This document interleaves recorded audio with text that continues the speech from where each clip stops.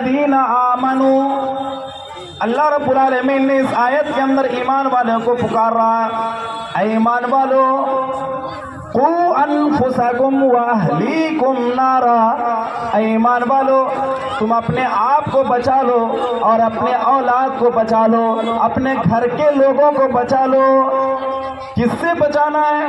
جہنم کی آگ سے بچانا ہے۔ وہ جہنم کا آگ وقودها الناس والحجارہ، کل قیامت کے دن جب جہنم کی آگ جلائی جائیں گی، دنیا کی کوئی لکڑی نہ ہوگا، اس دن جو آگ جلائی جائیں گی، اس دن آگ جلانے کی جو ایندھن ہوگا وہ انسان اور پتھر ہوا کرے گا۔